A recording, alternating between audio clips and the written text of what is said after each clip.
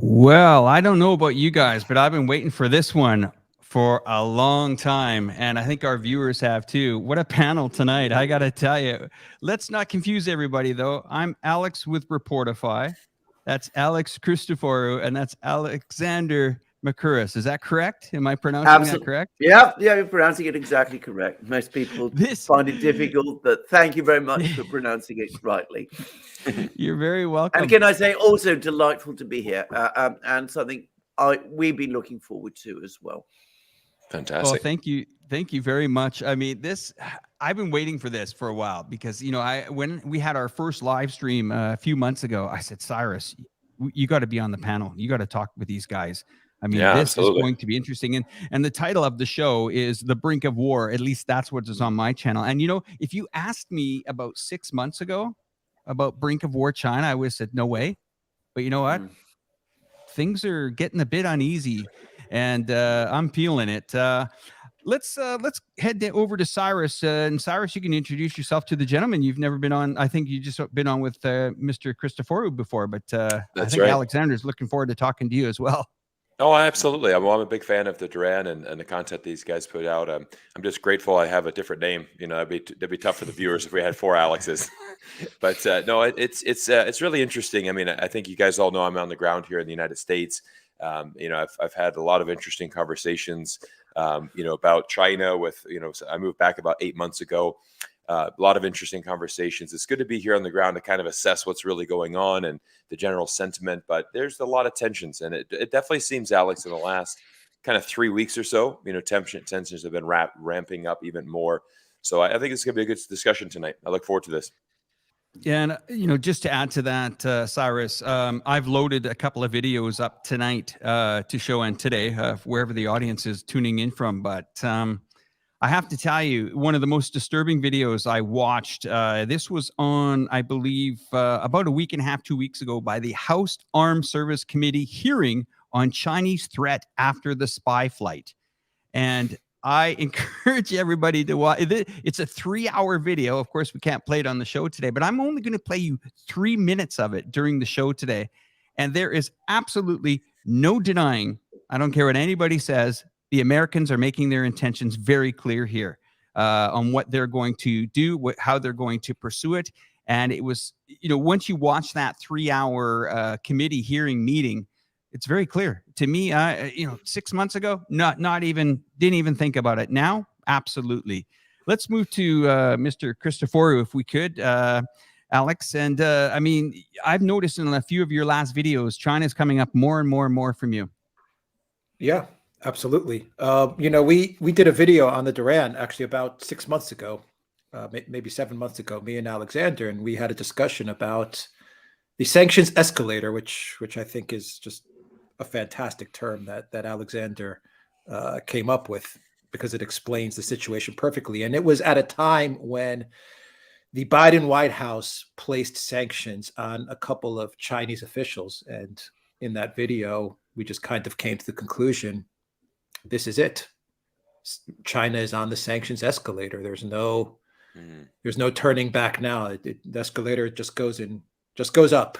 And that's exactly what we've seen over the past 6-7 months. And we're going to see the escalator move a lot faster now. And we talked about it 7 months ago. And this is exactly where we are right now, where things are ramping up with China. And we just finished recording a video, me and Alexander, and we discussed China again. And unfortunately, I think the conclusion that we're coming up with is that as the situation reaches an end game in the Donbass, it looks like we are heading, possibly, we're going to head towards a much more dangerous and even a bigger, wider conflict. The war in Donbass is wrapping up, and I think the whole world is going to be confronted with a situation where we could possibly be entering a bigger, more dangerous war. Russia, NATO, and even China jumping in. So we're entering a very dangerous period. Yeah. Yeah. I mean, to add to that, like I said, about 6 months ago, I thought this would never happen. I thought it was just, the back and forth rhetoric between two power nations. But as you say, the escalator, the sanctioned escalator, I feel it. I mean, you can see it even now in the media shift. I'm seeing a shift going on here. And some of the videos I'm going to play today, there's no doubt that this is the game plan. I mean, they spell it out for us. I guess a lot of people haven't seen the House Armed Service Committee, but you watch the 3 hours of it and you would say, really? I mean, is that possible? Are they really talking about it? And I'll play a short clip in a bit, but let's move over to Alexander. I guess you guys have been talking about this for quite a while. It apparently here. Yeah. Absolutely. Now, can I just say, I mean, it is a point that we need to remember when we discuss about this gathering crisis, and we are in a gathering crisis, how utterly irrational it is. You talk about Washington, D.C., and you talk about what was going on at that meeting at the House Armed Services Committee. For the United States to decide to take on China at this time is beyond irrational. It is mad. It is lunacy. The nearest analogy that I can find to it is the decisions that were made in Berlin in the autumn of 1941. And that is a pretty radical thing to say, because I've been looking at some of the economic statistics, some of the industrial manufacturing statistics, which are the statistics which speak of raw power. And it turns out that China's industrial manufacturing capacity is greater than that of the United States and Europe combined. Europe, the United States, cannot keep up with the Russians. And we're talking about the Russians. We're talking about China. We're talking about the Russians. They can't keep up with the Russians on ammunition production, artillery rounds, missiles, tanks. And they're going to take on China, which is an economy immeasurably stronger and bigger than the Russian. It is beyond bizarre. And if you're looking at this from a purely economic perspective, if you're thinking to yourself, this is going to be simply a struggle on economics, well, again, go to any shop in London or Paris or New York or San Francisco, or wherever, and look at how many products are made in China. Look at the balance sheets, the accounts of all the big Western companies. See where their biggest markets are now. And you're going to take all that? I mean, it's totally rational. It is geopolitics taken to the level of megalomania. Unfortunately, it shows what we're seeing increasingly is that the signs are there. People are becoming irrational. People are losing control. People are losing control of reality, as they did, by the way, in Berlin. And we're doing exactly the same. And you were talking about the events. You were talking about the House Armed Services Committee. We've had all this talk about the balloon that was flying over the United States. For me, perhaps the single thing that encapsulates this thing more than anything else was I was reading a long article in the Financial Times thundering on about China and about, the threats from China, and buried at the bottom an admission Western officials now accept that the most likely explanation for the balloon is it was blown off course. Was there just a tiny little line in this long, article of tirade article? So the Chinese were saying it as it was all along.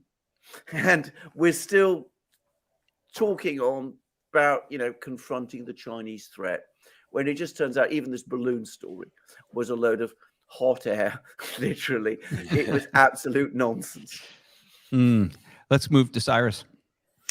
Yeah, good discussions. I mean, it's very interesting because, here in the United States, I was talking with a lot of friends and about this Chinese balloon, for example. And actually, I have a close friend of mine that's here in the Navy, and he has a very good view. He's a very smart man. He's a lawyer. Served in the Navy for many years, and he had a very different view of this because he had said the same thing. He said, Cyrus, this Chinese balloon, I mean, obviously we have a very powerful military. This is something that was so benign that we could have easily, if we wanted to take it out, we could have taken it out. I mean, there was just no need for this to escalate to the way it did. Obviously, it got blown out of proportion. But I told him, I said, it's actually, if you think about it, it's quite remarkable because China, is saying, wow, if we wanted to really disrupt Washington, D.C. for a week, all we need to do is send a balloon in. For 7 days, Washington was beside themselves. Democrats, Republicans, nobody knew what was going on. The entire D.C. was in panic mode over a balloon. And he's kind of like, guys, what's the big deal? Shoot it out. I mean, this should have just been this should have been an internal decision handled immediately.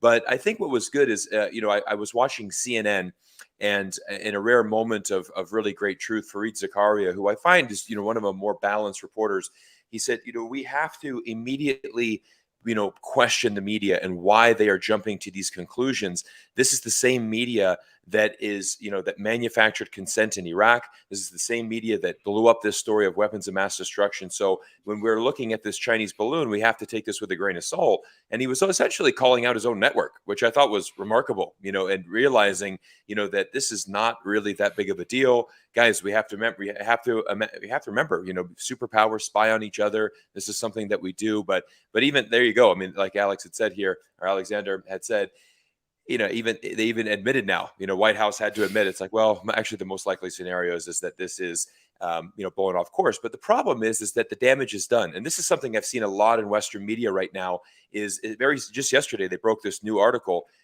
We now believe that COVID-19 is a lab leak. And so they said, based on this new evidence, we believe that this is a lab leak. It's China's to blame.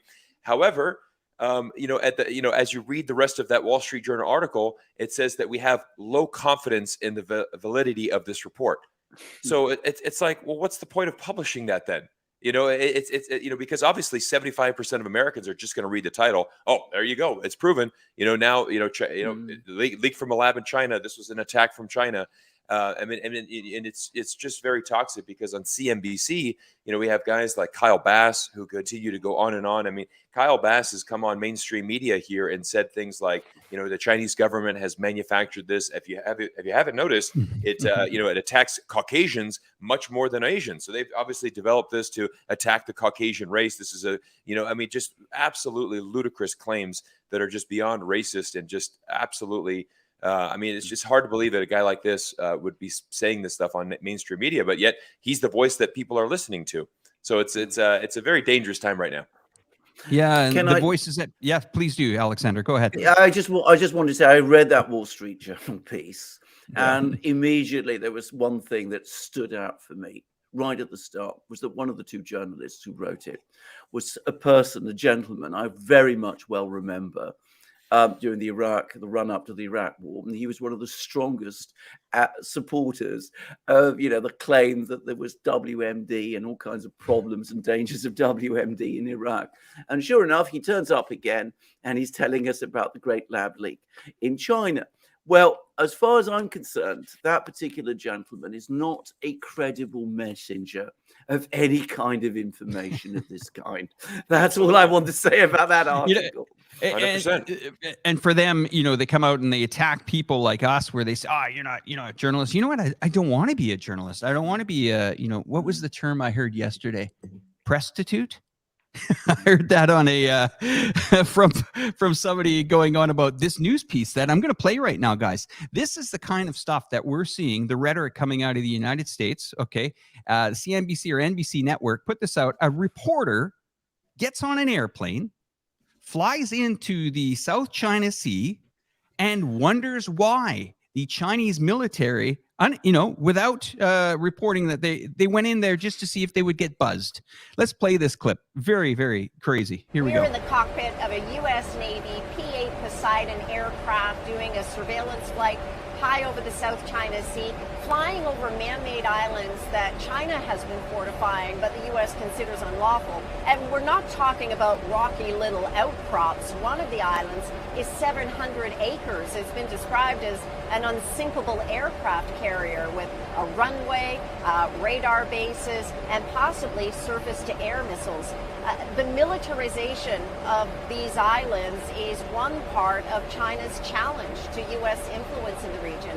During the flight today, the PLA was calling from its ground station to the pilots here warning the aircraft to leave what it considered its airspace, saying American aircraft no more approaching, you will bear full responsibility. And then the flight was intercepted by a Chinese J-11 fighter jet. It stayed about 500 feet off the left wing for over an hour. It just followed, and it was close. We could see the pilots. The encounter, in the Navy's words, was professional, but these sort of encounters are happening more often. A more assertive China, along with deeper ties to Russia, as well as the positioning on Taiwan, is opening a new front here, and it has the U.S. and allies in the region now beefing up defenses, like that recent deal to have access to 4 new military bases in the Philippines. The question is, with this standoff in the South China Sea, which is still at a distance, how can it be resolved without a conflict? How can it be resolved without a conflict? That's the one line that stuck with me. The other one is could I get on a commercial airline leaving China, let's say Chongqing, fly over the west coast of the United States and live to tell the story? Well, indeed. Can I just say, I mean, it's shocking that the Chinese are asserting themselves in the South China Sea, almost as shocking as the Persians asserting themselves in the Persian Gulf, because that's the kind of crazy logic that we are seeing. I mean, it is called the South China Sea because it is close to China. It is the major sea lane through which Chinese trade passes. It's fundamental to China's economy, or at least has been until fairly recently. It's the United States that is intruding in it. The United States is thousands of miles away. So, you send a military aircraft flying over the South China Sea in air territory that China claims. As I said, it is the South China Sea. And of course, this is, well, the Chinese send an aircraft to sort of keep an eye on you. This is a sign of aggression, and war is coming, and we have to resolve this situation militarily, even though, as I said, it's the South China Sea and it is close to China. Of course, if this was happening, as you quite rightly say, the Gulf of Mexico, close to the United States, over, say, American oil rigs or close to American oil rigs there, well, the United States would be responding very, very strongly indeed. And we all know that it would. And the Chinese, by contrast, are actually showing restraint here. Notice that they're not making massive diplomatic incidents out of these affairs, even though the US is sending its aircraft, its ships into this area all the time. Yeah, I'm a believer now. Cyrus, we've chatted about this many a times, thinking there would be, no conflict. No, I'm not there anymore. And I've switched the page completely on this one. I actually feel that this, as Alex mentioned as well, and Alexander mentioned that, this is an escalator. And I mean, the rhetoric is building. It's coming more and more and more. I mean, Alex, I noticed again, and I think it was 4 or 5 out of your last videos, China keeps coming into this. I mean, what are you sensing or maybe possibly predicting what could happen here in the next few months? I mean, I can't predict what's going to happen. I hope that this doesn't escalate to a conflict. But I think she said it. I think the reporter said something along the lines of opening a new front. I mean, I've learned over the past couple of years that when I listen to the media and I listen to these officials and these anonymous sources, when they start talking about these types of escalations, it's everything's.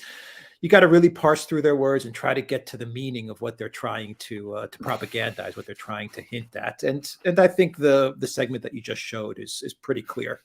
This is about escalating. This is about opening up a new front in this war. I saw in the chat someone put the words Thucydides trap. That's where we are.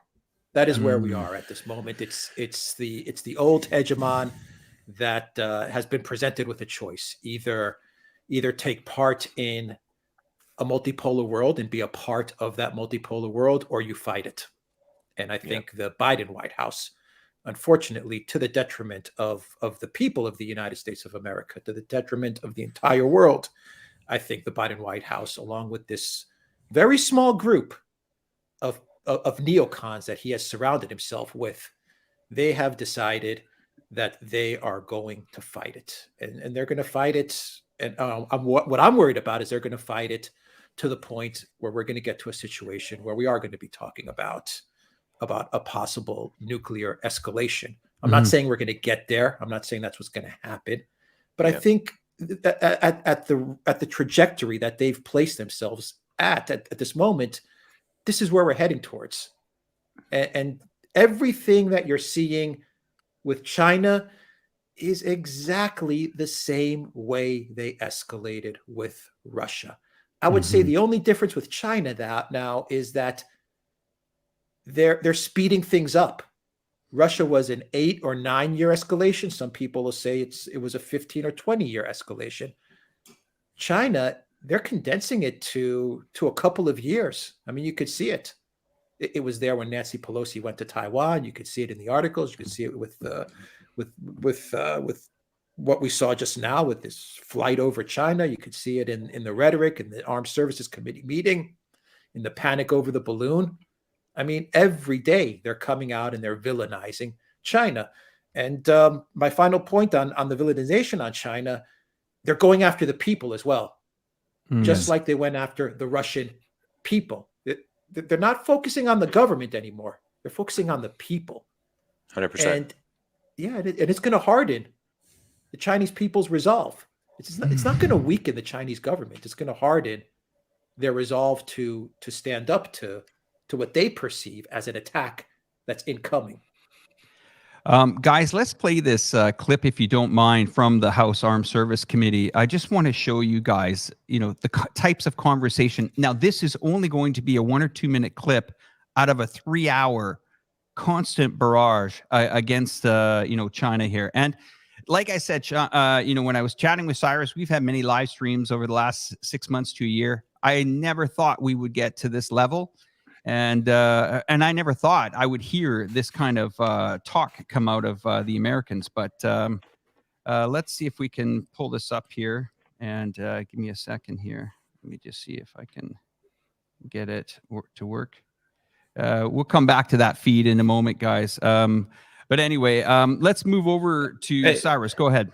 Yeah, Alex, I wanted to continue what Alex just had said here is the fact that we've moved away from the government. And this is one of my biggest criticisms right now, because I've seen this in many of these anti-China YouTubers. I've seen this in many of the media where, again, people are saying, well, we're just criticizing the Chinese government. That's what we're trying to do. And, and I've always said, you want to criticize the Chinese government, that's fine. You can certainly have criticism towards them. You can voice your opinion on that. But the issue is that we've taken it to a new level where we have gone well beyond that. And this was I made a video about this because this was so toxic where, Kyle Bass, once again, he's a hedge fund manager, but yet he's, given the spotlight on CNBC often. And the reporter, it was interesting, the TV anchor opened the segment saying, there's one thing we need to make sure that we differentiate, because I've been to China, the country's beautiful, the people are great, the culture is amazing. We need to make sure that we differentiate this. Isn't that correct? And he immediately, the first thing he said out of his mouth was, I don't think we can make that distinction anymore, because what you need to realize is that 1.4 billion people in China, they are essentially, they were all spy for the Chinese government. If the Chinese government comes knocking on their door, they're going to spy for them. That's how it goes in China. So we basically need to assume that everybody that's Chinese, is a potential spy here in this country. And that is just so anti-American to where we are right now. Let me double down on that. Now, the what's happening in the state of Texas and many other states is they're proposing a new law where no Chinese national can buy any property. And this is including green card holders. This is including students that are on a visa, anything like that. And the amazing thing is that I posted this and I said, wow, this is literally the Chinese Exclusion Act 2.0 here in 2023. It's really hard to imagine that this is where we are right now. And I had some people respond, well, there's nothing wrong with this. Cyrus, you lived in Vancouver, Canada. Vancouver, Canada also did the same thing with foreigners. I said, no, there's two different things. Number one, in Canada, they introduced a foreign buyer's tax to kind of cool down the market. Basically, you got a 15% tax if you wanted to buy a piece of property. Now, that applied to all foreigners, though. I'm an American citizen, so if I wanted to buy a house in Canada, I would get penalized. This is a single exclusion against a specific type of race. If you are anybody, any other foreigner, can buy a piece of property, it's specifically calling out Chinese. Now, I had a phone call with some of my Patreon supporters this week, and one of them joined, and he said, "Look, I've been here in the United States for 11 years. I'm almost getting my green card, but I'm here in Austin, Texas, and there's a chance that this passes. Like, what future do I have here? I have no pathway. I'm still 5 years away from becoming a U.S. citizen, but I just feel so." He's been an engineer. He's been contributing to the Texas economy for a better part of a decade. Loves it there. Has friends. His whole community is there, and he's like, I'm just so saddened by what's happening in this country because of the passport that I hold. And I was like, if it passes, I'm going to leave Texas, and it's sad. And I'm like, that's where we are just getting to this. It's just incredibly sad to witness what is happening inside of this country. And again, it's not towards the Chinese government. It's towards the people. It's towards the country. And that distinction has been completely lost now. Okay, so Cyrus, I got this clip lined up, if you guys don't mind watching. Let's roll it, Galway. All right, let's have a listen here.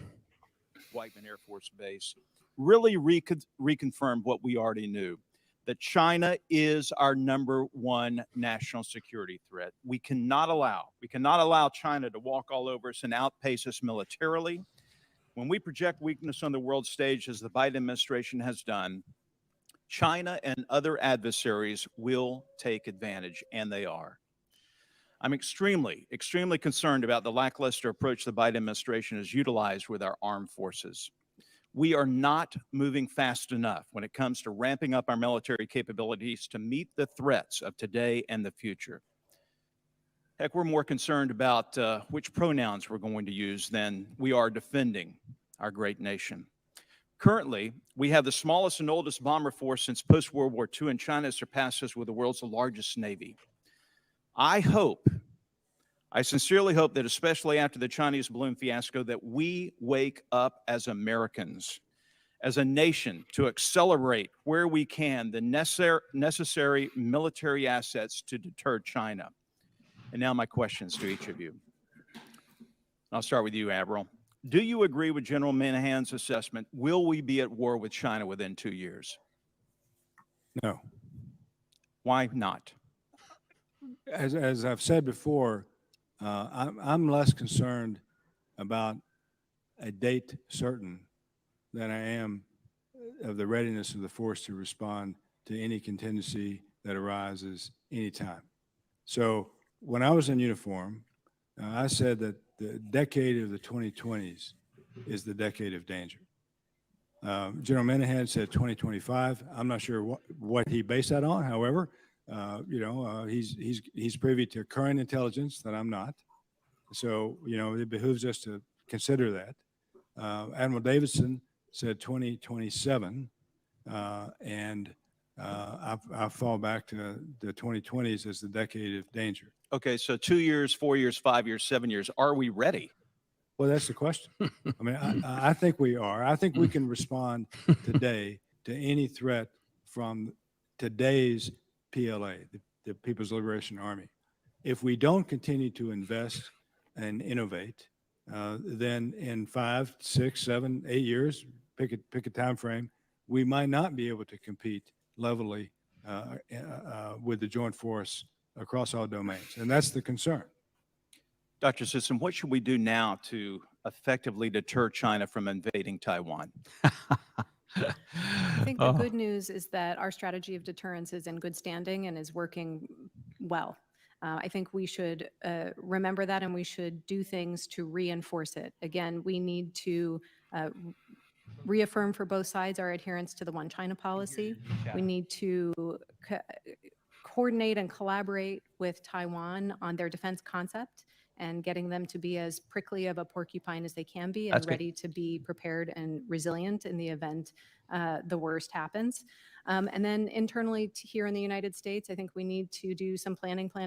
We need to have coordinated across the interagency any number of options that we could use to respond quickly and effectively if we saw indications and warnings that we were concerned about emanating from the PLA. So there you guys go. I mean, that says it right there. Well, I'll just absolutely kill not. this,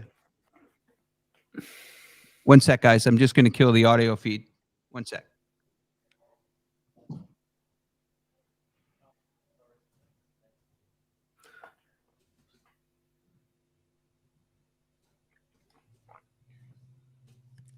Okay, we're all good. Sorry. So, what do you guys think of that? Well, I mean, as I said, completely irrational, completely detached from reality. And you wouldn't have thought that these people are representatives of the country that spends more on weapons, more on its defense than the 9 countries that come after it, including China, put together. I mean, the United States massively outspends China, massively outspends Russia, massively outspends so many countries on defense. And yet, of course, the demand is that they spend even more on defense to deter a threat from China, which, by the way, notice not a single one of these people has been able to provide a precise explanation of. I mean, what is China supposed to be threatening? I mean, are they threatening the continental United States? Are they seeking to conquer the continental United States? What is this threat from China that these people are discussing? A threat to Taiwan? Well, the Taiwan situation has been relatively stable for many, many years. It's the United States, again, that is destabilizing the situation in Taiwan, because they talk about a one China policy, but at the same time, simultaneously, they talk about making Taiwan a prickly porcupine, by which they mean they're going to ramp up arms sales to Taiwan. It is they who are changing the status quo in Taiwan, not China. So, as I said, they're talking about increasing military spending from its already hyperinflated, utterly bloated levels to counter a threat that they don't define, that they don't explain. They don't tell us what exactly it is that this Chinese threat is that they're supposed to be deterring. Yeah, Cyrus. I want to. Yeah. So the interesting thing, one of the interesting questions in that clip was, what was the intelligence that General Minihan had, that gave him this 2025 date?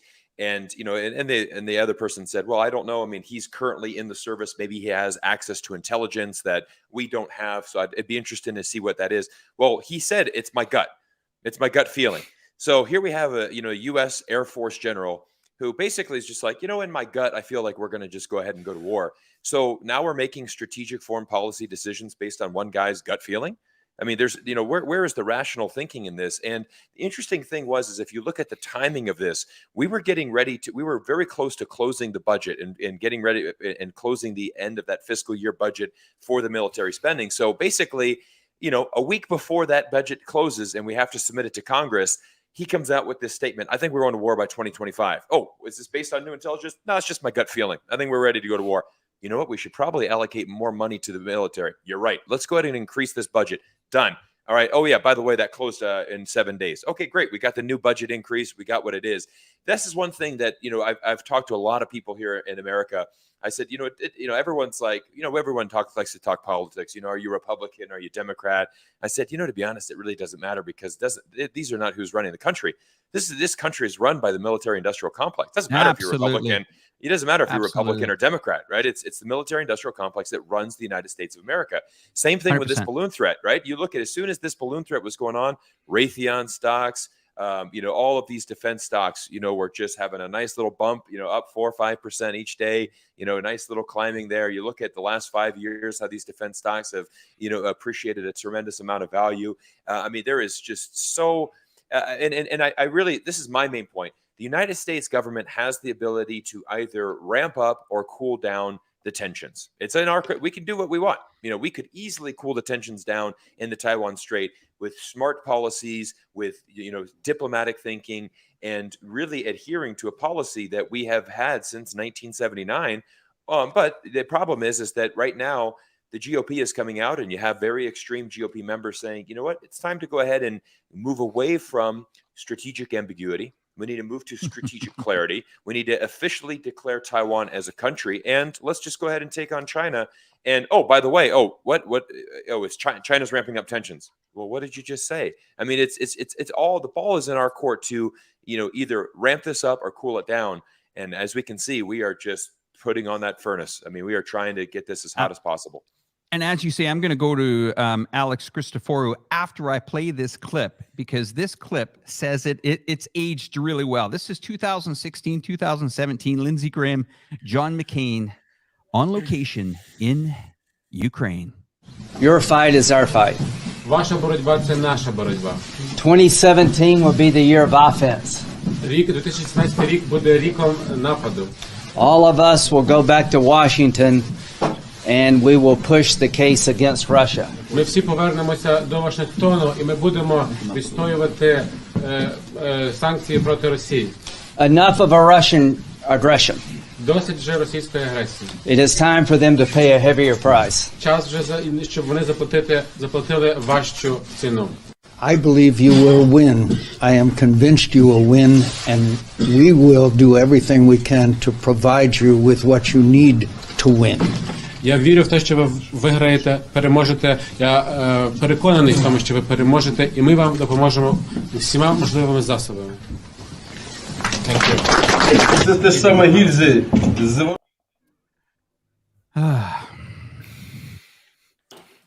Alex Christoforou, over to you.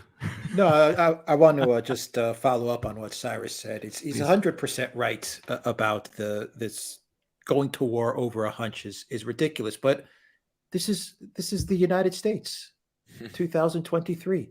It's all emotion.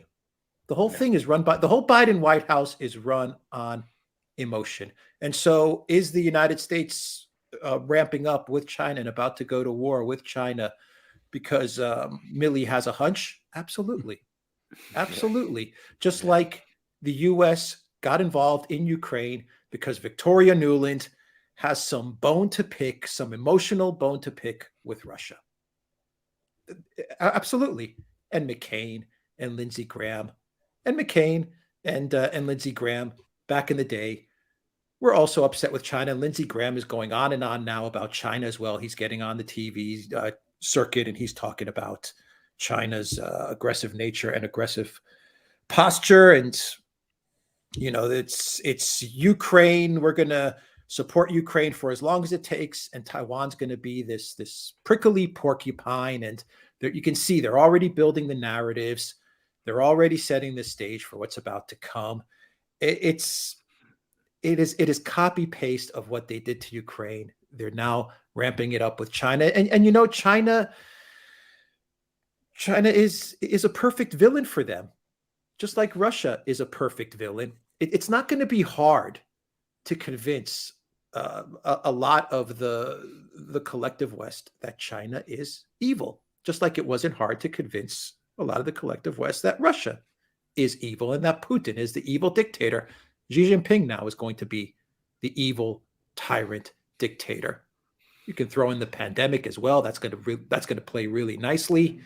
The balloon story plays really nicely. You can see that they're starting to, the script writers are weaving the story together. And a lot of it is based on emotion.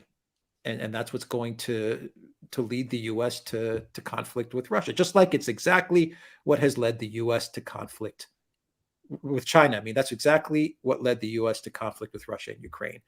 This emotion, this ideology, it's this neocon ideology. And it's all about emotion and hunches and feelings. And this is the U.S. 2023. It's all about feelings. China and Russia are not operating like that. They don't operate like that. And that's the difference. There was one clip in that. There was one thing that I did like is that I like being said is it said the United States government is more concerned with the right gender pronouns right now. I mean, that is where we're at right now. So I thought that was actually a good point, you know. But you know, watching that whole thing, Cyrus, I watched 3 hours for it of it. That clip was not me just, picking out the most intense point. That was just some general chat that went on for 3 hours, and then China comes up with this 12-point Ukraine crisis, kind of like a peace plan or something. I was reading it over just earlier here, but it's interesting because if you look at the Minsk agreement, I mean, that was signed.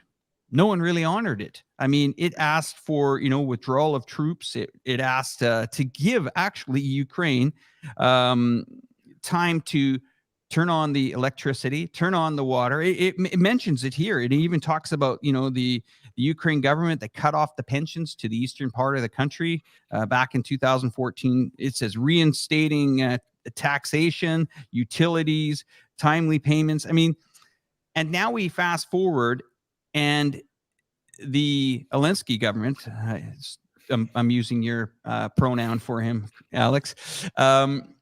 He's saying, well, no, we want full territory. Well, I mean, your country signed this agreement in 2015. And I'm quite surprised. I mean, there's names on here that, will back it up. And, the way I'm looking at this now is that it doesn't matter what you come to an agreement with the Americans, they'll just change it later. Oh, well, let's think about, moving to another territory later. And I think that's why I'm really feeling here. And I wanted to play that clip for you too, Cyrus. When we've had this discussion about this Russia-Ukraine, a lot of people say, well, Russia invaded in February. No, they were introduced or brought into this, to my understanding, in 2014-15. They were dragged into this. And people keep going back and they say, no, it's, the Americans in the press, it's 2022, February, that's where it all started. Well, no, it didn't. I mean, it's right here. It's 2015. It's in the Minsk agreement. It's right there.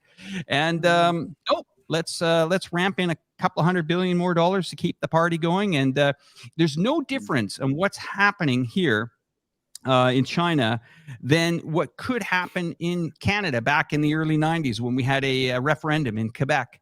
And imagine the Americans bringing over, sending up Nancy Pelosi and the gang into Quebec saying, hey, we're going to finance you, Quebec, to, so you can have some independence. And while we're at that, we'll bankroll it and we'll put missiles on your territory. And who cares what the federal government thinks about it? I mean, that's very real. To me, anyway. I just wanted to quickly say about the Minsk agreement. I think many people don't understand is that after it was signed and agreed, it was put to the United Nations Security Council. And the United States and Britain and France all voted for it, making it, in effect, part of international law. So it is actually not just the internal agreement between the warring parties in Ukraine. It is actually a part of international law. Now, Ukraine, of course, never implemented the Minsk agreement. It had no intention of ever implementing the Minsk agreement. And the United States, it's now fairly well established, was basically encouraging Ukraine not to implement the Minsk agreement, even though, as I said, at the Security Council, the United States voted for the Minsk agreement. And of course, the United States, Britain, France, Germany, the European Union, they all then sanctioned Russia on the grounds that it was Russia that was not implementing the Minsk agreement. And of course, if you read the Minsk agreement doesn't say anything that the Russians are required to do until all of the other steps that are set out there, the ones that you were talking about, pulling back artillery, switching on the electricity supply, providing pensions, agreeing autonomy for Donbass, all of those things. Only agreeing a new constitution, new elections. Only then, at the very end of that process, were the Russians required to transfer to Ukraine the newly reconstituted Ukraine that would have followed control of its border. So all of this was just turned around. Now, of course, that has been disastrous in terms of international relations because the Americans sabotaged the Minsk agreement. The Ukrainians have bragged about the fact that they were never going to implement the Minsk agreement. The Germans and the French, Angela Merkel and Francois Hollande, both basically said that they knew what Ukraine was doing and they weren't going to obstruct that. They realized that Ukraine wasn't implementing the Minsk agreement and was becoming stronger, and they were fine with that. So they were playing a duplicitous game.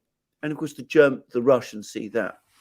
They say, how can we trust these people ever again? And the Chinese are seeing exactly the same thing happen over Taiwan.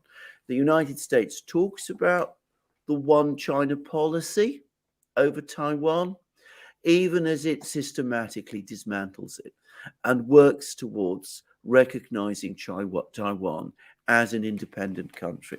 Once you have the kind of situation, which will never happen, by the way, where Taiwan is so strong that supposedly it can deter China from any kind of armed attack on China, from China. I'm not suggesting that the Chinese are planning an armed attack on Taiwan. If you follow the logic of what happened, if you repeat the logic of what happened with the Minsk agreement, you can very easily see that the point will eventually come where Taiwan formally declares independence from China. It's militarily strong, doesn't have to fear China anymore, or so it thinks, and the United States will recognize it because that's the same direction of policy that's been followed over Taiwan as over Donbass. And the Chinese, who are extremely realistic people, they can see that for themselves. Now, one of the things I do on the Duran is I regularly read the readouts that the Chinese Foreign Ministry provides of its Chinese government interactions with US officials. And I found that there was one fairly recent, about a year ago, in which Xi Jinping said this directly to Biden himself. He said, you always tell me directly that you believe in and observe the one China policy, but then you go away and all the actions of your administration show that the opposite is the case. So the Chinese can see it. The Americans obviously are doing it. The Chinese can see what happened over Minsk. Of course they can. The Russians are there to tell them what happened over Minsk. And the whole system of international trust and possible ways forward for diplomacy is gone. Everybody can see what the United States is up to over Taiwan. And of course, it all points in the same direction towards a conflict there. Yeah, I don't see this de-escalating anytime soon. I mean, my concerns are, as Alex Christoforou had mentioned earlier, that it seems to be, moving faster than actually what all of us anticipated. I thought that this was, it wasn't even in my atmosphere of something happening, but now you can feel the media has jumped on it a lot more. The Zelensky is kind of losing his limelight a bit. I think he's running out of people to beg money from. And it's kind of really shifted now. The media has starting to use those trigger words, adversaries, ready for combat. How can we ready our military? Are we big enough? Do we need more money to arm them? I mean, NATO's ramped up. I mean, I feel a little bit sorrow for the Swedes that have sacrificed about 2% of their GDP to fill up their backyard with a bunch of military equipment. But we've also seen that in Estonia as well. I mean, what they said they wouldn't do, they've done. And this is where we are now. Cyrus, I mean, your thoughts on this? Well, I think it just goes back to what I said earlier, as far as, the U.S. has the ability to either ramp up or cool down tensions. And I think so much of this is what we're seeing is China being villainized. We're seeing that, again, attacks against the Chinese people in general. I mean, there's a very negative sentiment. I mean, I was in New York City in December, and I had a chance to meet with a group of Chinese American businessmen and women, and we sat down for dinner. Many of them were fans of the channel, and the biggest thing that you're getting from this Chinese community is almost this feeling of a betrayal. Like we are all, and this entire group is naturalized American citizens who have been very active. Obviously, in New York City, amazing Chinese community, great business community, and so many of them just felt so sad that this is the state of America. And it's amazing is that even for so many of these, naturalized American citizens, I mean, they're very open to China. I mean, they're very proud of their homeland. I mean, many of them had left China, but they've seen this incredible progress that China has made. And it's more of like, how do we find a way that we can work together? But there's just no interest in that at all anymore. Everything has shifted, and everything is about confrontation. And we look at, for example, I saw this other article, or sorry, it was a YouTube video from, I think, Sky News in Australia, and it had all of these missiles lined up on the thumbnail, right? It's all these red, these Chinese missiles, and it's like what we need to do to prepare for war. You had 60 Minutes Australia, they had a picture, it was about a year ago, they made a video, it's called Poking the Panda, and you have Xi Jinping with a bunch of missiles. I think that video did over 10 million views, and everything is, China's going to attack us, and I think I saw a poll in there. It's like over 60% of Australians believe that China is going to attack them within the next 18 months. And it's like, guys, let's have some rational thinking. China's your number one trading partner. Like, what would be the reason that China would just come and attack Australia? I mean, there's just no logical thinking there. I mean, I had a gentleman that was arguing in my comment section saying, well, this balloon is a lot more serious, Cyrus. Imagine if they had a nuclear bomb and they dropped it in the center of the U.S. And I'm like, just answer me one question. Why would China drop a nuclear bomb on the U.S. right now? Like, what's the reason? I mean, certainly they need a reason to do so. Can you explain that to me? And it's just like, well, you're biased because, you don't think China's going to do it. I'm like, well, yeah, like there's no reason for them to do that. But it's just this irrational fear.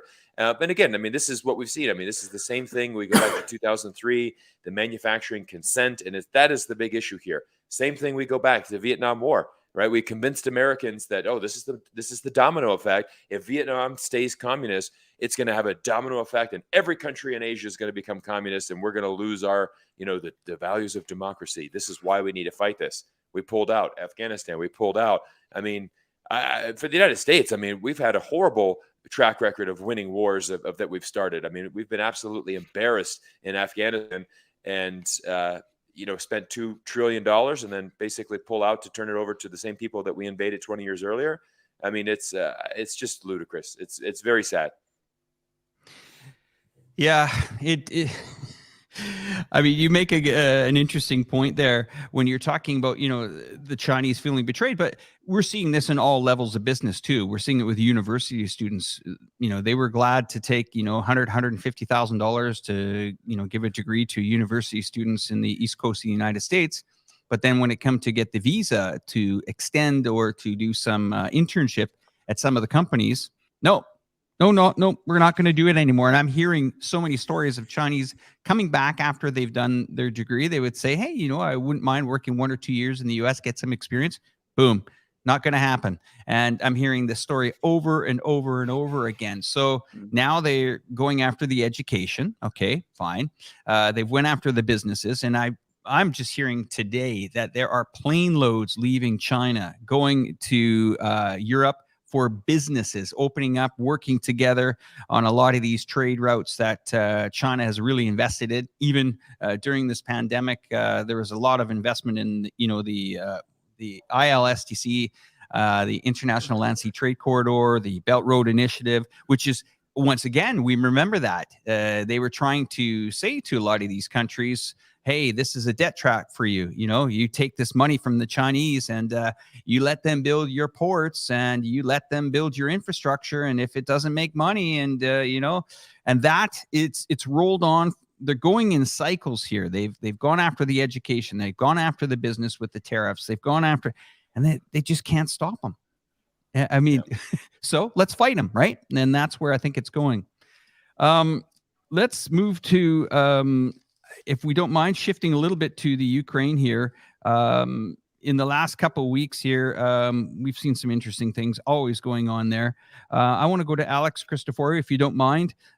Maybe you have some updates on your thoughts on the Ukraine. I know my audience is probably new to you, both you guys. I mean, Alex Mercouris has not been on the show before, but you guys do excellent coverage of this area, and just want to.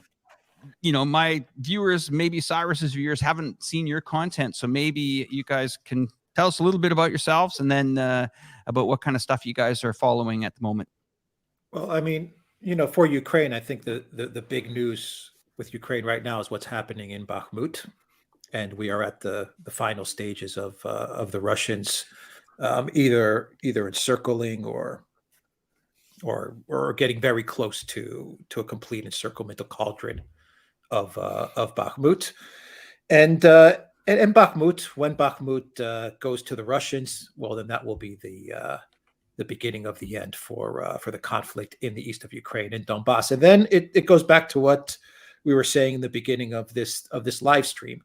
When the conflict in Donbass comes to a conclusion, we're going to be presented with an interesting scenario, which is going to be either the collective West, either the United States tells the regime in Ukraine that they have to find a peaceful solution, that they need to negotiate a ceasefire that will be on Russia's terms for the most part, or we're going to enter a stage to this conflict where we are going to be looking at not just a NATO proxy war against Russia, but some sort of NATO war with Russia. And the big news about Ukraine, which is weaved into the battle in Bakhmut coming to a conclusion, is the China narrative, which has now been interestingly built into the conflict in Ukraine, which is just about a week and a half old. This China getting involved in Ukraine by providing ammo or weapons to Russia, which is really specifically they're worried about drones. That's what this is really all about. China providing drones to Russia. This has come about just in the past week and a half. This wasn't really being talked about, and so all of a sudden we've got this new player in this conflict, and that is China, and that's by no accident. This has been engineered to bring China into this conflict. That's the worrying part about all of this. The media, the deep state, the neocons, they want to bring China into this because their goal has always been Russia and China. This is how they view the world, as this big chessboard, and the neocons believe that we need to take out Russia and then we can get to China. Russia's been a big problem for them. They didn't get the regime change. Things are not going well in Ukraine, and so we're seeing the pivot in a way. Maybe we're seeing the speeding up of the China part, and that's what's happening. 2-3 weeks ago, no one was talking about China weapons to Russia. All of a sudden, everyone is freaking out about China providing weapons to Russia. And those weapons that China provides to Russia, it's not going to make the difference. Russia is winning the conflict in Donbass. Russia hasn't really gone to China and said, please give us ammo, or please give us... That's not what's happening. I mean, Alexander can explain it much better about the situation in Bakhmut and the drone situation and what's really happening with this China to Russia weapon situation. But this has been purposefully inserted into the conflict in Ukraine. China's been drawn into this, not by Russia, but by the Biden White House.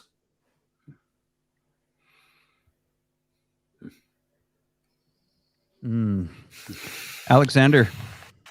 Well, I think Alex is absolutely correct. And of course, bear in mind something, that in fact, this conflict, the conflicts in Ukraine, the conflict with Russia, always there's the shadow of China, hovering over them, over the whole thing in the mind of some of these people in Washington, because you're absolutely correct. The point is absolutely correct. The real obsession is with the fact that China and Russia have now become so friendly towards each other. Right at the start of the administration, there was this extraordinary article written for the Atlantic Council's magazine, which was absolutely ferocious article about China. It already started to talk about Xi Jinping as, a dictator, an enemy of the world, of the United States, all of those things.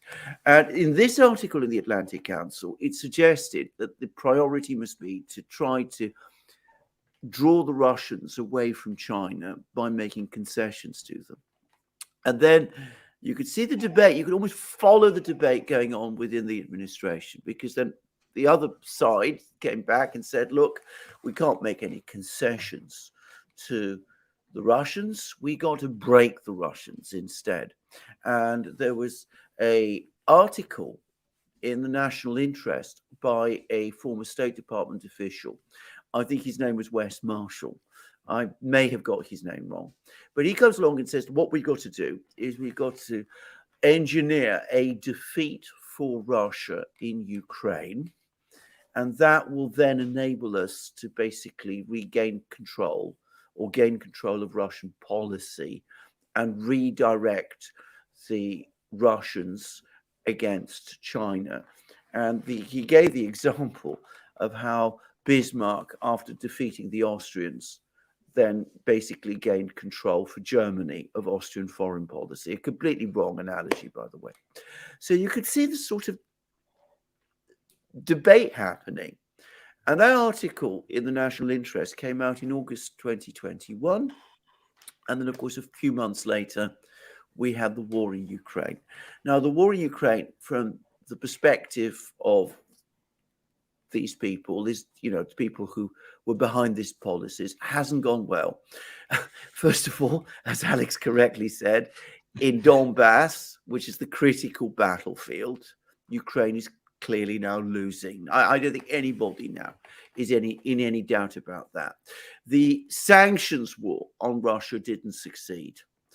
The Putin government has not been overthrown. Hillary Clinton has now echoed Zelensky. She's come out and said that Putin's inner circle must now remove him.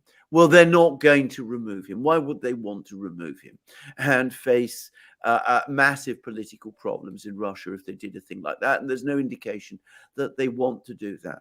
So the game of, detaching the Russians from the Chinese, either by winning them over through concessions or by breaking them, hasn't worked out.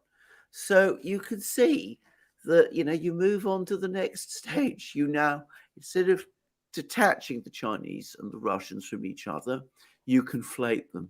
They become one enemy. And you have all kinds of outliers in the media talking about that. We have in Britain a very, I find him very disturbing British politician, Tobias Ellwood, who is the head of the House of Commons Armed Services Committee. We have one too, and he's the chair of it. And he's now written an extraordinary article in the Daily Telegraph in which he talks about the Chinese-Russian axis. He uses that phrase somewhere, and he talks about how this is the great threat to the world. And of course, he plays up the Chinese weapons to Russia. As Alex correctly says, the Russians haven't, so far as we know, asked the Chinese for any weapons. And at the same time, Wang Yi is present in Munich. People are extremely nervous about his presence, by the way. I mean, that was one of the interesting things about Wang Yi's visit. He goes to Munich. He dominates the Munich Security Conference without actually saying very much. He goes to Moscow. He meets with all sorts of important people there. He publishes China publishes a whole series of position statements, including a very interesting one, by the way, about US foreign policy. And suddenly, everybody's talking about China. It's talking about China together with Ukraine. I think the Ukraine crisis ultimately was always about China. And I think the Chinese understand that. And I've explained why. Well, thank you for that, Alexander. And I think in the near future, I'm going to invite you guys over to China. We have a roundtable all together That would be absolutely amazing. You got to pick the city. Go ahead, Cyrus. Oh no, I said that'd be fantastic. It'd be I just want really good. No, I mean it's an interesting one, guys. I've actually got to sign off here in a couple of minutes. Thank you. It's a school day for me. I got to get the kids ready for school in a little bit. I'm going to keep my end going. So anybody that's watching on my channel, I'm going to keep it going as we've got a great panel here, and I know you guys want to continue. But I just want to say thank you for having me on today, Alex, and all three Alexes. It's been fantastic spending some time together, and I think it's important because we've had quite a lot of people here on the stream this evening, and it's important because it gives us an opportunity to discuss these things and get in the more discussions we have, that people are getting educated and just kind of looking at it from a different perspective. Because I know here in the United States, I mean, we have one message that the media is saying, and even I'll be the first to admit I'm not an expert on Russia-Ukraine matters. That's why I try to educate myself and really try to understand as much. And I've always been one. And I think that's been my approach to China when I moved there 15 years ago. Was let's go in with with an open mind, and let's try to understand and learn what's really happening. Because even for many people in America, they have a very negative assumption of what life is like in China, and it's always a bit different, right? Until you get on the ground and really experience it there. So I appreciate all the work that you guys are doing, here on YouTube. We'll continue to watch, and so guys, thank you so much for having me on this morning. Thank you very much, Cyrus. And we'll say goodbye to you, and we'll stay on the panel for a couple more minutes. Thanks, Cyrus. Take care. Mic is on, yeah. Or Isn't it? There you you guys hear me? Yeah. There okay. you go. Take it easy, Cyrus. Take care. Guys, have a nice day. Bye-bye. All right. Bye. So I wanted to point out something that Alex Christoforou mentioned in his video. I think it was either yesterday or today. It's a gentleman by the name of Mike Jones. He's a really nice guy. And he's been put in the old YouTube, I guess we call it jail, right, guys? If we could pull the panel up, guys, that would be great. So I think that he's going to, I guess, pivot a little bit of his audience to Rumble. Is that the best to say? Subscribe to his Rumble channel? Would that be where he's at? From what I understand, he has Rumble and Odyssey. I'm not sure if he has a locals or not. I think he does, but I would say Rumble and Odyssey is where you can find him. Yeah, super nice guy, and no one likes to be going through that, especially when you take years building audiences and stuff like that. It's it's something that the viewers might not think is a big deal, but I'm sure going through something like that, you spend days and days and days and years even building this audience, and then all of a sudden, with a click of a switch, you can't contact your audience. Guys, I'm going to round it up and round it off here and finish the show up, but I want to ask you guys, both you guys here, one more time. I mean, we are seeing an escalation here in China, of course. I feel it. I can see it in the media. Do you think that there's going to be anything that China can do to avoid something like this? With the Americans, do you think they're just set for it and it's game set, ready to go? You got any thoughts on that? I think the Chinese can do a great deal. I think that they're a very, very powerful country, and I think they're becoming more powerful. And I think one of the most interesting facts about the Munich Security Conference and Wang Yi's tours of the Munich Security Conference is how extremely nervous, I would actually go further, I'd say frightened, the Europeans are now becoming, because, of course, they've hitched themselves to this neocon chariot with Ukraine. Ukraine is going horribly wrong. There's now rumors that Macron and Scholz are talking about giving some kind of ultimatum to Zelensky to try to get him to go for peace talks. And apparently they're now saying that we ought to do this by autumn and all of that. And of course, that's gone wrong. The very last thing these people want is to take on China as well. I mean, United States might have some issue with China because, of course, for the United States, China is the country whose economy has, in industrial terms, far surpassed that of the United States itself. In GDP terms, inevitably, eventually, before very long, it will surpass it too. And of course, the United States sees some kind of great competitor. Many Europeans have issues with Russia because, of course, Russia is, the big power in the neighborhood, and people have got long histories with it. So a lot of Europeans are, particularly nervous about Russia. But the Europeans fundamentally have no quarrel with China at all. I mean, it's not part of their neighborhood, and it's not a direct rival to them. So why should they be afraid of the Chinese? What quarrel do they have with China? So they sense that they've already been pulled into one neocon adventure in Ukraine that's turned out wrong, and that's bad for them. And why should they now be pulled along with another much more dangerous adventure against a far more powerful country, which is China, when it's not in their interests and they have no real interest in this quarrel? And that is the point that Wang Yi was basically making to them in Munich. Now, he was having all of these different meetings with European leaders, and you can see how Wang Yi works. And it's very different, by the way, from the way the Russians work. He's much more polite, subtle, but he's pointing out to the Europeans, look, what you're doing doesn't make sense. It doesn't make sense for you.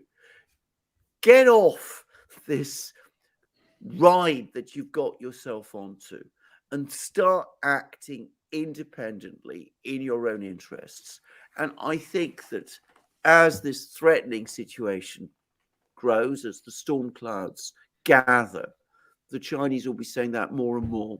And I think there are lots of Europeans who will listen.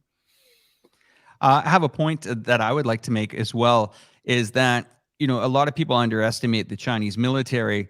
They think, well, they're not spending as much money as the US have. But I mean, this military has been building for the last 3 or 4 decades. They haven't put a lot of or used a lot of their military assets or lost them in action in 20 to 30 years. So stockpiling, and never really having to actually use them. That is one thing. And I think another thing, and this is going to go to, again, to Alex Christoforou again, where people say, well, I think Russia didn't expect a lot of people, they expected, they keep saying they didn't expect the Ukraine would push them back when they were upset that they didn't take over Kiev in 3 days. I think what a lot of people don't understand is that Russia is handling themselves fighting NATO, the Americans, as well as the Ukraine. I mean, how many countries combined is that? And they still can't get anywhere with these guys. Over to you, Alex. Well, I mean, the whole siege of Kiev narrative, to me, in my opinion, was just another misdirection. I mean, okay, you can call it a lie, but it's all misdirection.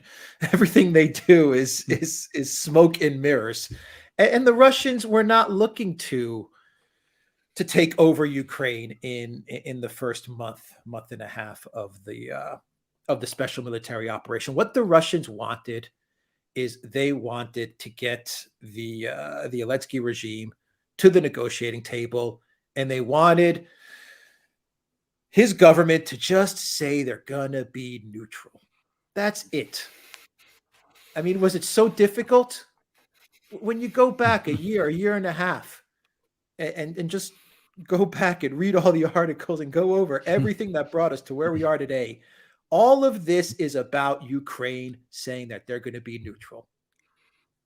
That's it. That's all that this was about. And that's all that Russia was looking to do in the first month and a half of the conflict. And they almost got there. We know now from the Prime Minister of Israel that they were very close to getting some sort of deal put together. We know that that in Turkey, in Ankara, they were very close to getting a deal. But who always ruined it? It was always the U.S., the Biden White House. The Biden White House. You want to find out where all of this problem is coming from? It's the Biden White House. That's where all of this is originating. And they told Zelensky not to agree to a deal that the Israelis were trying to broker, and then they sent Boris Johnson, and they ruined the deal in late March, early April. And that's, you know, you got to look at Ukraine. I'm seeing Ukraine as 3 chapters. The first chapter was a conflict between Russia and Ukraine that we were very close to getting a resolution. Follow the Minsk Accords, let's accept neutrality, and we're all good. It didn't happen. Then we moved into a proxy war between Russia and NATO. That's what we're seeing now, is a proxy war. And pretty soon we're going to enter chapter 3, which is going to be a hot war between Russia and NATO. And we're quickly moving towards chapter 4, which is where China comes into the picture. Now, I hope we don't get to chapter 3 or chapter 4. I hope we don't get there. And we can just end on chapter 2. But, you know, we say it all the time. The neocons have no reverse gear. Yeah. Like I said, I thought I didn't even imagine to be in this position where we are right now, but we're in it, and I feel it. You can see it continually see it in the papers, but it's not just that. I think what really bothered me is I'm not sure if you guys did watch it, but you know that the House Armed Services Committee, when they spoke for 3 hours about it, and I. You know, I want the audience to I'll put a link in my description below about it. It's 3 hours. It's a long watch, but I tell you, they spell it out exactly what you guys are saying. Okay, how can we escalate? Well, what if we push this button? Well, we're not sure if we're going to get a response from China. Why don't we try that? And it's like their whole gameplay book is out for everybody to read. They're not even hiding it anymore. It's crazy. I think that's entirely. I mean, it is irrational. I mean, this is the thing to understand. It is irrational. The policy of confrontation with China is ultimately irrational. Just as many of the claims that have been made, you know, like the Chinese being assertive on the South China Sea, are absurd. So it's a combination of the two. It's both irrational and absurd. Can I just say a number of points? Firstly, the point about the fact that there's now growing discrimination against Chinese people in the United States. That is terrible. It is wrong. It is almost certainly, in fact, it is definitely illegal. And it is completely different from the underlying ethos of the US Constitution and, of course, of the best traditions in Europe. It would be illegal here in Britain to discriminate against people on the basis of their nationality. And yet it's happening. It's happening with Chinese people in the United States. It's increasingly happening against Chinese companies in Britain, by the way. There's now growing moves to try to prevent Chinese companies acquiring assets or trading or doing deals or businesses here in Britain. And of course, national security is always trotted out as the explanation, even though in more and more cases, you see that there's no real connection at all with national security. But the other thing I wanted to say, and it comes back to a point that Alex was making, that unfortunately, just as Russia was an easy country to sort of portray as a villain, the same unfortunately is true of China, because one of the problems I encounter both about Russia and about China is that many people in the West actually don't know either of these countries at all well, but they assume they know everything about them. And in fact, they are completely wrong. Their knowledge of both countries is profoundly flawed. Now, I was very interested in Chinese art. I take an interest in Chinese art. I was very drawn to Chinese painting, for example. I was very drawn to some parts of Chinese literature. One of the reasons I was attracted to Chinese painting is if you are interested in Chinese painting, you very quickly discover that it is always scenes of peace, never scenes of war. It's always about peace. Chinese literature is rarely about war when it is about war. In, books like, The Romance of the Three Kingdoms or Water Margin or those things. It's about internal conflict within China. It's not about wars of conquest. This is not an expansionist aggressive country at all in that sense. But if the Chinese are put under pressure, they will defend themselves. They defended themselves heroically and very successfully against the Japanese. And it's important to say that in that conflict, that long conflict with the Japanese, China was in a much weaker position relative to Japan than China is relative to the United States today. In fact, it's entirely if you look at the underlying issues, the military ones, the industrial capacity, we've seen how important industry, manufacturing, technology is to war. It's the Chinese actually who have the advantage. And I think very few people in the West understand any of these things. Yeah, I have to agree with you on that. We see it all the time here. I ask a lot of people that have come back from America lately what their thoughts are, and some of them just say they don't feel welcome anymore. They feel that, of course, there's been a change in the last few years, and a lot of the universities here now are, filling up with the students that used to go abroad and now that are staying here in China and getting their education. We had a forum just a few days ago about environmental things, but I have to tell you, the students were definitely prepared for their opportunity to, speak about their thoughts on certain topics. And I feel that that's how the Chinese, represent themselves when they're going around the world. They're very open-minded to cultures. They study these cultures before they go in there. And I can't speak for all Chinese, but I can say from my experience that most of them, they do not want this conflict. They are not looking for problems. They aren't out there aggressive. They will take in the information, as you said, just like the government here. They're only going to take so much being pushed around. And hey, if they're ever in a situation where they have to defend themselves, you better believe it. They're going to be ready, and they are ready. So let's hope we don't get to that. I just want to say to all the viewers again today, thanks to the two Alex and Alexander from the Duran as well. All the links are in the descriptions below. And what I will do after the video is pin all of them in the first comment of the video description area. They're already in there, but we'll put an extra pin in there as well. Thanks again to Cyrus Jansen's audience for joining us as well today. Guys, I'm going to hand it over to you. If there's some other things that you guys want to add to the show, that would be great. If not, we can round it up, maybe 1 minute or 2 minutes each. That would be great. And it's been a great honor to have you guys on here. I watch both of you guys every day. So every single day, and sometimes I get worried if I haven't heard from, Alexander, your chats are fantastic. And then I wait and I'm thinking, where's Christopher? Why isn't the video out yet? Oh, there it is. So great. What a wealth of information. And if the viewers haven't subscribed to these channels, man, do it. Just do it. And they got a great website and so many things. Okay, so I'll hand it over to Alexander, then Alex, Christopher, and then we'll wrap up the show. How's that sound? Yeah.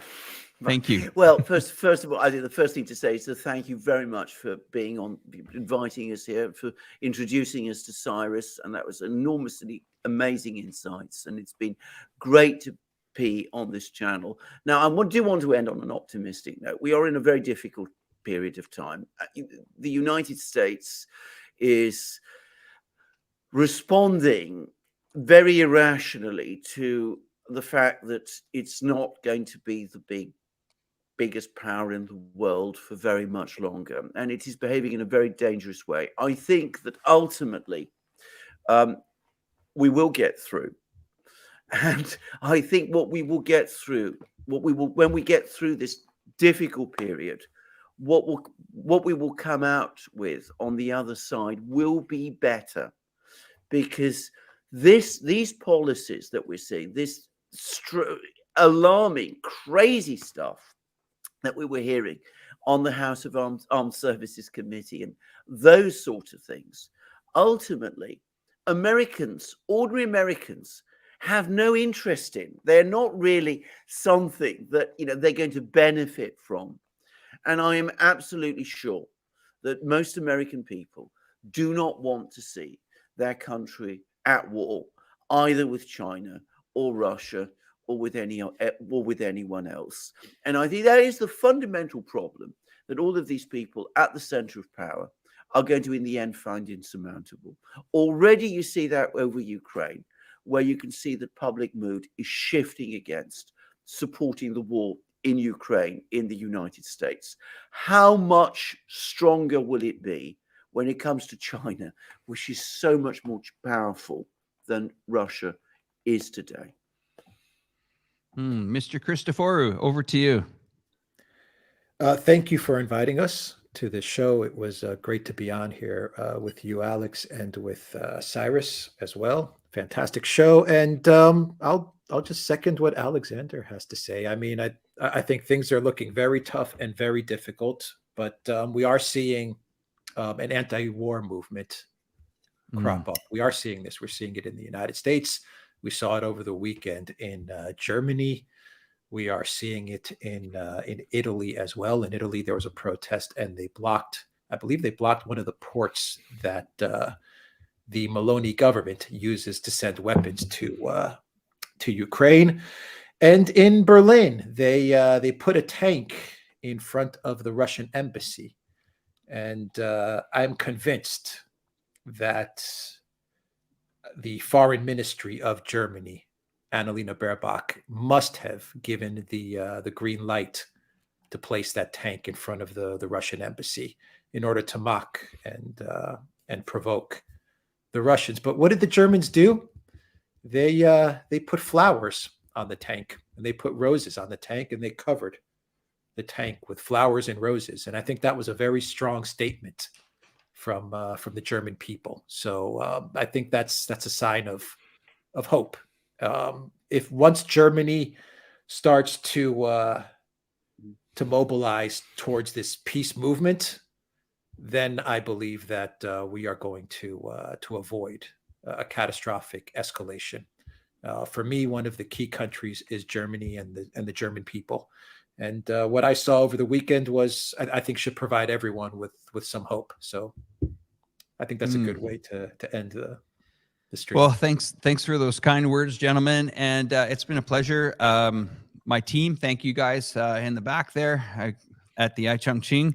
And I mean, yeah, we're going to wrap it up here. I hope that we're going to see some peace here in the near future. And once again, subscribe to these gentlemen's channel. They are absolutely amazing. You need to do it. And all those links will be in the description below. Anyway, that's it for me here. I'm checking out. Thanks a lot, guys. Take care.